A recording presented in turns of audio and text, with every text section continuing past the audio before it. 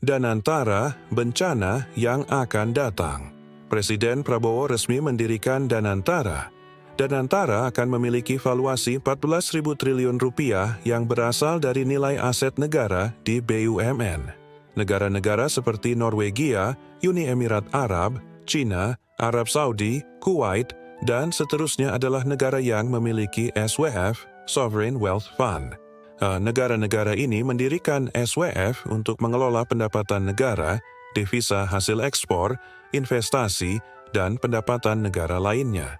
Jika dilihat lebih dalam, negara-negara ini adalah negara monarki ataupun negara dengan kekuasaan terpusat, bukan negara demokrasi. Founding Fathers kita telah memilih dan meletakkan dasar negara demokrasi Pancasila untuk menjamin kemajuan, kesejahteraan, keadilan, dan kemerdekaan berpikir untuk setiap warga negara. Pengelolaan keuangan negara yang sangat besar dan terpusat pada satu tempat akan menjadi bencana yang akan datang. Kekuasaan keuangan negara yang menjadi terpusat pada satu orang bertentangan dengan prinsip negara yang berasaskan demokrasi. Kekuasaan yang absolut membuat para elit politik tergoda untuk menyalahgunakannya. Absolute power is absolute corrupt. Kekuasaan mutlak, kekuasaan yang absolut, kekuasaan yang melampaui batas, kekuasaan yang diselewengkan, kekuasaan yang tidak dibatasi, kekuasaan yang diktatorial pastilah korup. Sebagaimana diketahui, di Indonesia korupsi BUMN terus-menerus terjadi.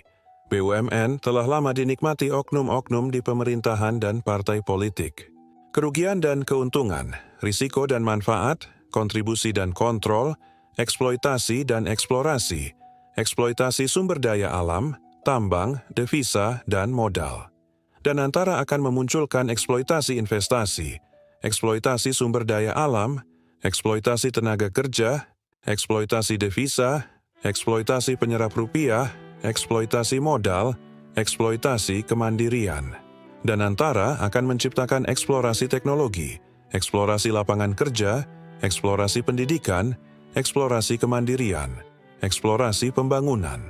Hal yang sama dilakukan oleh BUMN.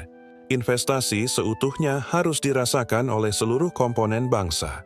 Danantara beresiko merugikan seluruh komponen bangsa, terutama generasi muda.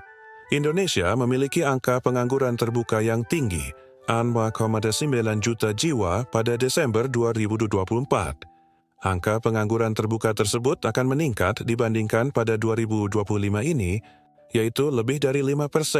Angka pengangguran terselubung jauh lebih tinggi. Ribuan anak bangsa lulusan perguruan tinggi, strata 1, strata 2, dan strata 3 setiap tahunnya. Mereka rela menjadi tukang ojek online, ojol, sopir online, supir, gojek, dilewan. Demi mendapatkan pendanaan, Danantara akan menyisakan kaum marginal, kaum miskin, kaum menengah ke bawah. Berbagai bentuk eksploitasi Danantara akan melahirkan berbagai bentuk korupsi. Di Indonesia, korupsi telah menjadi budaya. Indonesia berada di peringkat 118 dari 194 negara dalam Indeks Korupsi 2022. Indeks korupsi mengukur percepatan dan tingkat kepercayaan publik terhadap korupsi di berbagai negara. Berdasarkan Indeks Korupsi 2024, negara-negara dengan tingkat korupsi terendah, Denmark, Finlandia, ketiga, Singapura. Danantara akan meningkatkan deretan Indeks Korupsi Indonesia. Saat ini, Indonesia berada di urutan ke-99, sejajar dengan Ethiopia. Di atas Indonesia terdapat Vietnam, Arab Saudi, Malaysia, Timur Leste, Tiongkok, dan Korea Selatan. Pembentukan Danantara akan memberikan ruang kekuasaan keuangan absolut di tangan seorang presiden. Apakah Danantara akan menjadi bencana bagi Indonesia? Bencana datang ketika dana Danantara disalahgunakan.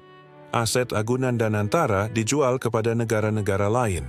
Ketika Danantara disalahgunakan, aset agunan Danantara akan diambil alih negara-negara pemberi hutang, dan negara akan kehilangan harta warisannya yang seharusnya menjadi bekal anak cucu negeri.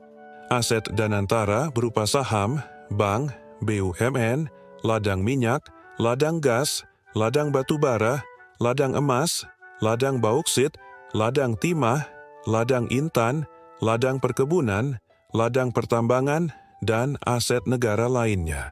Negara-negara asing akan membeli aset-aset tersebut dengan harga murah, kemudian mengeksploitasinya untuk kepentingannya sendiri.